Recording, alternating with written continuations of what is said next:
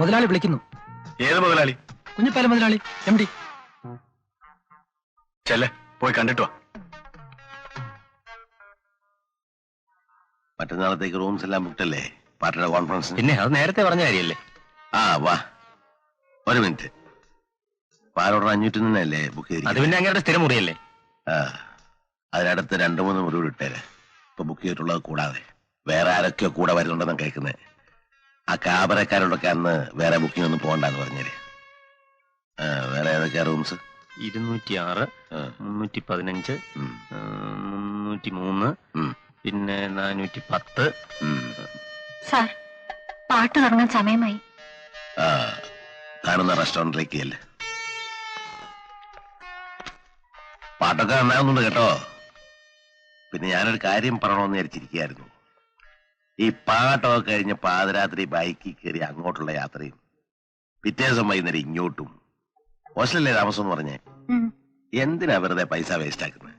ഇവിടെ തന്നെ കഴിഞ്ഞു. മറ്റുള്ള ആർട്ടിസ്റ്റുകളെല്ലാം ഇവിടെ തന്നെ താമസം. അതുകൊണ്ട് ഇന്ന് മുതല്, അല്ലെങ്കിൽ വേണം നാളെ വരുമ്പോ പെട്ടിയാട്ടിങ്ങി പോരെ. ബുദ്ധിമുട്ടൊന്നുമില്ലല്ലോ.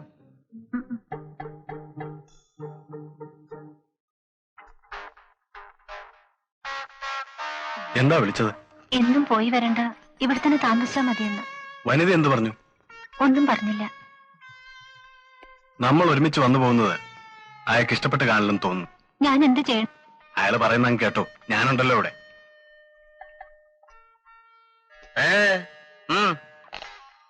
അന്നു മുതൽ എന്റെ താമസം ഹോട്ടലിലായി. ക്യാബറെ ആടുന്ന മാഗി എന്ന സ്ത്രീയുടെ കൂടെയാണ് എന്നെ താമസിപ്പിച്ചത്. അടുത്തപ്പോൾ അവർ നല്ലൊരു മനസ്സിന്റെ ഉടമയാണെന്ന് തോന്നി. എന്നെ ഇഷ്ടവുമായിരുന്നു. അവർ പറഞ്ഞാണ് ഞാൻ അറിയുന്നത്. പാലോടൻ എന്ന രാഷ്ട്രീയക്കാരനും കുഞ്ഞിപ്പാലും കൂടി ചേർന്നാണ് ആ ഹോട്ടൽ നടത്തുന്നതെന്ന്. അയാളെ മിക്കപ്പോഴും അവിടെ കാണാമായിരുന്നു. വിവാദങ്ങളും ചേരിപ്പോരുകളും നമ്മുടെ പാർട്ടിക്ക് ഒരു പുത്തിരിയല്ല. പക്ഷേ തെരഞ്ഞെടുപ്പ് സമാഗതമായിരിക്കുന്ന ഈ സമയത്ത് ഗ്രൂപ്പ് തിരിഞ്ഞുള്ള പ്രസ്താവനകളും മറുപ്രസ്താവനകളും ഇറക്കുന്നത് ഗുരുതരമായ അച്ചടക്ക ലംഘനമാണെന്ന് നിങ്ങൾ ഓർത്തിരിക്കണം.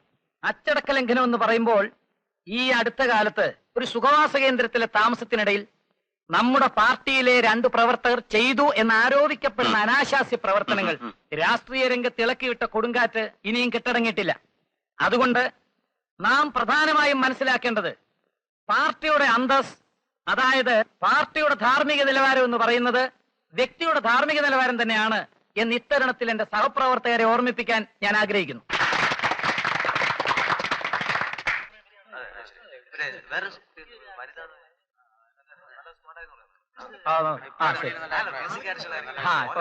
നമസ്കാരം.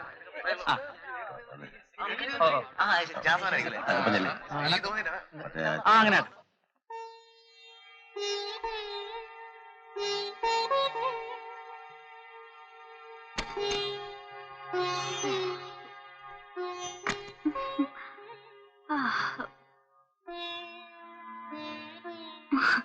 വനിത ഉറങ്ങില്ലായിരുന്നോ? ഇല്ല, കിടന്നിട്ട് ഉറക്കം വരുന്നില്ല. നിനക്കെന്താ ഒരു മൂഡൌട്ട് പോലെ? മനസ്സിനൊരു സുഖം തോന്നില്ല. പേടിയൊന്നും വേണ്ട വച്ചേ, ധൈര്യമായിട്ടിരുന്നോ. ഇവന്മാരെയൊക്കെ കൈകാര്യം ചെയ്യാൻ പഠിക്കണം. ഇതൊക്കെ നമ്മൾ വേണ്ടാന്ന് വെച്ചാ വേണ്ട, അത്രേ ഉള്ളൂ. പോയി നോക്ക്. മാഡത്തിനെ വിളിക്കുന്നു. ആര്? പാലോടൻ സാറിന്റെ മുറിയിലേക്കല്ല പറഞ്ഞത്. 501. അങ്ങേര് മാത്രമേ ഉള്ളോ അതോ അലവലാതെ സിൽബന്ധികളുണ്ടോ? തന്നെ ഉള്ളൂ. താൻ പൊയ്ക്കോ, ഞാൻ വന്നോളാം. ശരി. നീ റൂം പൂട്ടിക്കിടന്നു. ഞാൻ വരാൻ വെളുപ്പാവും. വന്നിട്ട് അടുപ്പിച്ച് 3 ബെല്ലടിക്കും. അപ്പൊ തുറന്നാ മതി. വരട്ടെ.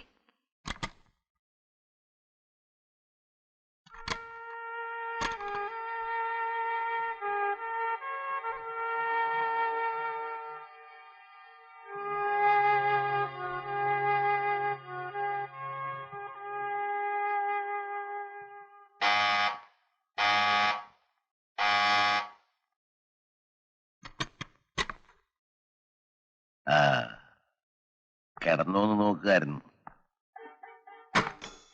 എങ്ങനെയുണ്ട് താമസമൊക്കെ? തൽക്കാലം വേറെ മുറിയൊന്നും ഇല്ലായിട്ടാ. കൊച്ചിനെ നല്ലൊരു മുറി അറേഞ്ച് ചെയ്യുന്നുണ്ട് കേട്ടോ.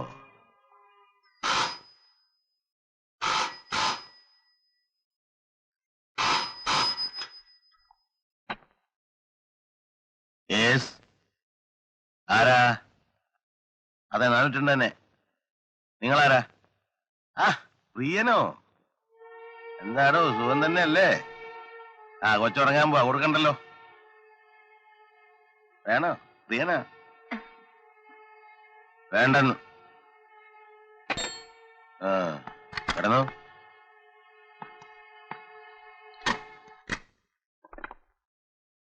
ഹലോ.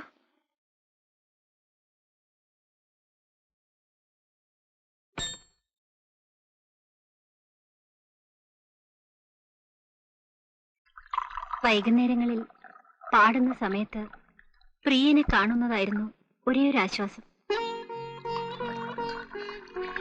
വനിതയ്ക്ക് പ്രിയനോട് പ്രേമമായിരുന്നു. എനിക്കിഷ്ടമായിരുന്നു. വേണമെങ്കിൽ അതിനെ പ്രേമമെന്ന് വിളിക്കാം. കേൾക്കട്ടെ. മാഗിയും ഞാനും നല്ല സുഹൃത്തുക്കളായി കഴിഞ്ഞിരുന്നു. ഹോട്ടലിൽ താമസം തുടങ്ങി 2 ആഴ്ച കഴിഞ്ഞിരിക്കും. ഒരു ദിവസം മാഗി പറഞ്ഞു അവൾ ഹോട്ടൽ വിട്ടു പോവുകയാണെന്ന്. ഞങ്ങളുടെ ജീവിതമൊക്കെ ഇങ്ങനെയാണ് കുട്ടി. ഇന്നൊരു ഹോട്ടൽ, നാളെ മറ്റൊരു ഹോട്ടൽ, അത് കഴിഞ്ഞാൽ വേറൊരു ഹോട്ടൽ. ആ പാടുന്ന ആളങ്ങോട്ട് വരാൻ പറഞ്ഞു. റിഹേഴ്സലാ. റിഹേഴ്സലോ?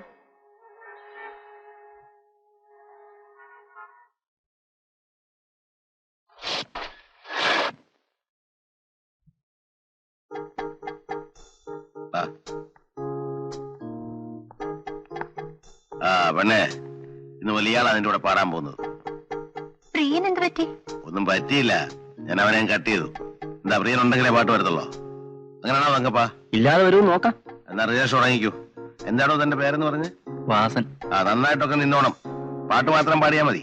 പ്രേമോ ശൃംഗാരമൊന്നും വേണ്ട കേട്ടോ. ശരി. ആ, പ്രിയൻ പോയി കഴിഞ്ഞതിന് ശേഷം എനിക്ക് പേടിയായി തുടങ്ങി. എങ്ങനെയെങ്കിലും ഹോട്ടൽ വിട്ട് പോകണമെന്നായിരുന്നു എപ്പോഴും എന്റെ ചിന്ത. പക്ഷെ പുറത്തു പോകാൻ എനിക്ക് അനുവാദം ഉണ്ടായിരുന്നില്ല. ആരെങ്കിലും എപ്പോഴും മുറിക്ക് മുമ്പിൽ ചുറ്റിപ്പറ്റി നിൽക്കും. എനിക്ക് ചുറ്റും ഭീതിയുടെ ഒരു വലയം സൃഷ്ടിച്ചതുപോലെയാ. തമ്പി സാർ, തമ്പി സാർ, സാറേ, തമ്പി സാറേ, തമ്പി സാറേ, സാർ. ആ, എന്റെ പൊന്ന് സാറേ, ഇതൊക്കെ പൊതിഞ്ഞേട്ടിക്കൊണ്ടുവരാൻ ഞാൻ എന്ത് പാടുപെട്ടെന്നോ. ടിഫിൻകാർ 2 ഇവിടെ പെട്ടു പോയില്ലേ. പതിവ് കൊണ്ടുവന്നിട്ടുണ്ട്. ഒഴിക്കട്ടെ? വേണ്ട, ഇന്ന് ഞാൻ കഴിക്കുന്നില്ല. രാത്രി കുറച്ച് എഴുതണം. അപ്പൊ പിന്നെ എന്റെ കോട്ടായോ? താനും കഴിക്കണ്ട. എന്നാ ഊണ് ഉൾപ്പെട്ടെ സാർ? വേണ്ട, ഞാൻ എടുത്ത് കഴിച്ചോളാം. ഇപ്രാവശ്യം വന്നിട്ട് സാറിന് എന്തോ എന്നോട് വിരോധം പോലെ. ഒരു വിരോധവും ഇല്ല വിശ്വംബര. അതൊക്കെ മനുഷ്യരുടെ ഓരോ സമയത്ത് ഓരോ മൂടുകളല്ലേ. ശരി, ഞാൻ നിന്നിട്ട് സാറിന്റെ മൂഡിന് തടസ്സമാകുന്നെങ്കിൽ വേണ്ട, ഞാൻ ഇങ്ങനെ പോയേക്കാം. ആ ടിഫിൻകാരോട് എത്തും. എന്നാ ഫ്ലാസ്ക്. അപ്പൊ സാറേ, ഒന്നുമില്ല.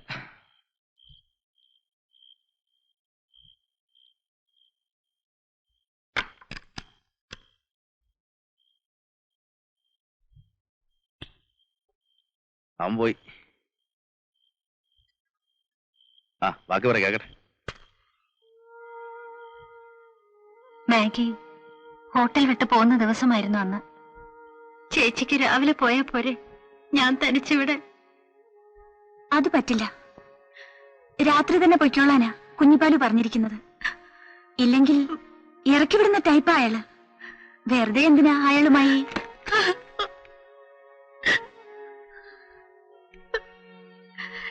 ഞാൻ എന്ത് ചെയ്യും ചേച്ചി? എനിക്കിവിടെ ഒറ്റയ്ക്ക് കഴിയാൻ വയ്യ. എനിക്കറിയാം നിന്റെ മനസ്സ്. ഒറ്റയ്ക്ക് ഇവിടെ കഴിയുന്നത് ശരിയല്ല. ഞാനും ചേച്ചിയുടെ കൂടെ വരട്ടെ. നല്ല കാര്യമായി. അയാള് വിടുവോ? ചേച്ചി എങ്ങനെയെങ്കിലും പ്രിയനെ കണ്ടെന്ന് പറയാമോ? വരാൻ. പ്രിയം വന്നാൽ അവരിങ്ങോട്ട് കയറ്റിവിടത്തില്ല വനിതേ. ഗേറ്റിന്റെ അവിടെ വന്ന് നിൽക്കാൻ പറഞ്ഞാൽ മതി, ഞാൻ ഇറങ്ങി ചെന്നോളാം. അതത്ര എളുപ്പമാണോ? പ്രിയന്റെ അഡ്രസ് ഉണ്ടോ നിന്റെ കയ്യില്? ആ,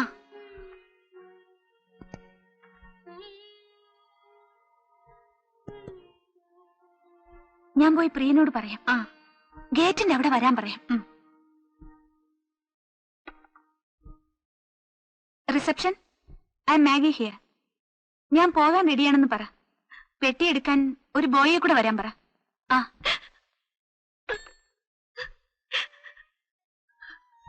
നീ ഒരു പാവം കുട്ടിയാ.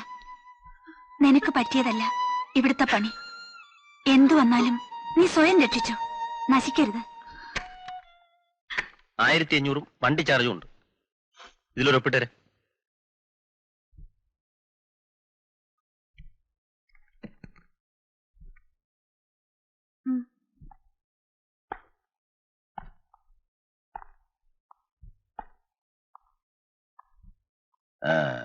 പൈസ ഒക്കെ വാങ്ങിയില്ലേ? അടുത്ത മാസം 15-ാം തീയതി വരുമല്ലോ. പുതിയ കോൺട്രാക്ട് അന്നേരം ഒപ്പിടേ.